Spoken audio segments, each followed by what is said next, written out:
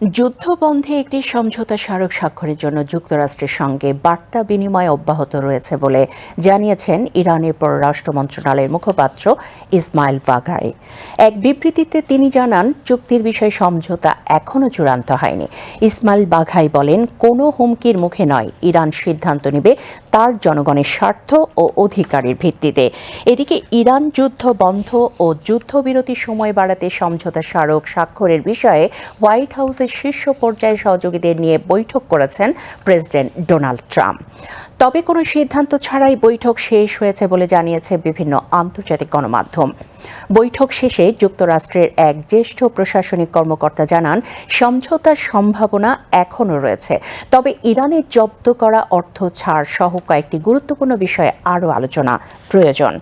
এক প্রতিবেদনে ব্রিটিশ বার্তা সংস্থা রয়টার্স জানিয়েছে, ইরানকে দুটি শর্ত দিয়েছে ট্রাম্প।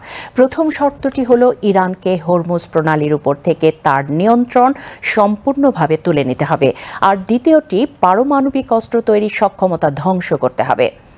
তেহরান এখনও পর্যন্ত কোনো শর্তেই রাজি হয়নি। এর আগে নিজের সামাজিক যোগাযোগ মাধ্যম ট্রুথ সোশ্যালে দেওয়া এক পোস্টে মার্কিন প্রেসিডেন্ট ডোনাল্ড ট্রাম্প ঘোষণা দিয়েছিলেন, ইরানের বন্দরগুলোর উপর আরোপিত মার্কিন নৌ অবরোধ তুলে নেওয়া হবে এবং হরমুজ প্রণালী উভয় দিক থেকে জাহাজ চলাচলের জন্য উন্মুক্ত করা হবে।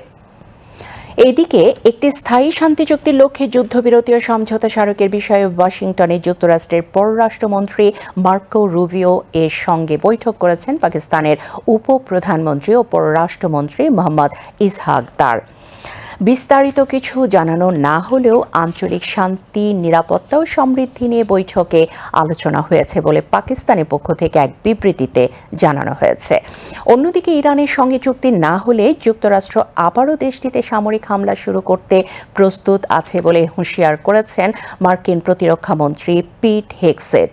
সিঙ্গাপুর সফরে থাকা হেগসেথ এই কথা বলেছেন আজ এশিয়ার শীর্ষ প্রতিরক্ষা ও নিরাপত্তা সম্মেলন শাংরি-লা সংলাপে বক্তব্য দেন হেগসেথ। প্রেসিডেন্ট ট্রাম্পকে ধৈর্যশীল হিসেবে উল্লেখ করে পেন্টাগন প্রধান বলেন, প্রেসিডেন্ট এমন একটি চুক্তি চান যার মধ্য দিয়ে নিশ্চিত হবে যে ইরান কখনোই পারমাণবিক অস্ত্র বানাতে পারবে না।